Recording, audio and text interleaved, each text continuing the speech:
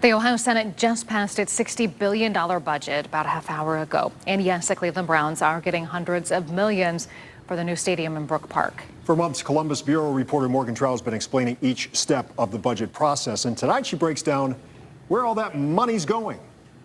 Billions of dollars for all different types of programs in the state. The Ohio Senate has passed its version of the state budget, mainly along party lines. Here are the highlights.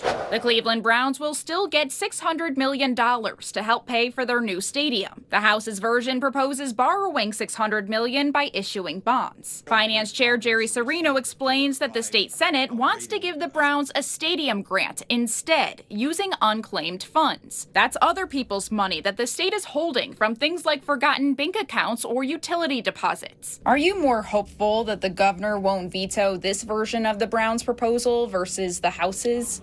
Well, he made it pretty clear, as I recall publicly, that he did not like the debt arrangement for the $600 million. Feel good that the governor and the House will look at our approach to it. Senate Minority Leader Nikki Antonio and the Democrats are still staunchly against the project. They could find that money for the Browns and their stadium move to Brook Park.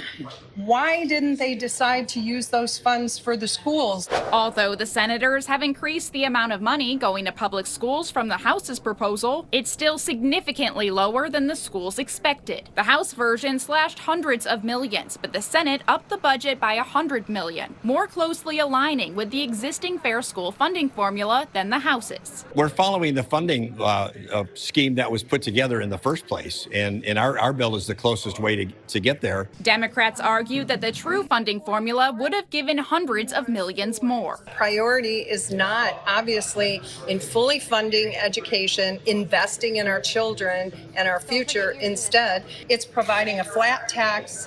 The Senate has passed a 2.75% flat income tax, meaning the highest earners in the state, those making more than $100,000 a year, will no longer have to pay 3.5% in income tax, making them equal to the lower tax bracket. Estimates have this move causing more than a $1 billion loss to the state's general revenue fund. The dollars that we're foregoing in the flat tax is already incorporated into our overall spending. Funding for schools, Medicaid, libraries, lead abatement, food banks, and childcare have all decreased. There have been a lot of cuts to social services that tend to benefit people who are lower income. How do you defend giving a tax cut to the wealthiest people? Well, look, the tax cut, we think it's going to be good for the economy. It's going to be good for attracting people. It's a gift to the wealthiest among us on the backs of the poorest and lowest income and middle class folks in the state of Ohio. The budget will now go to conference committee, with the Senate and the House needing to pass a compromise bill by July. At the Ohio State House, I'm Morgan Trout reporting.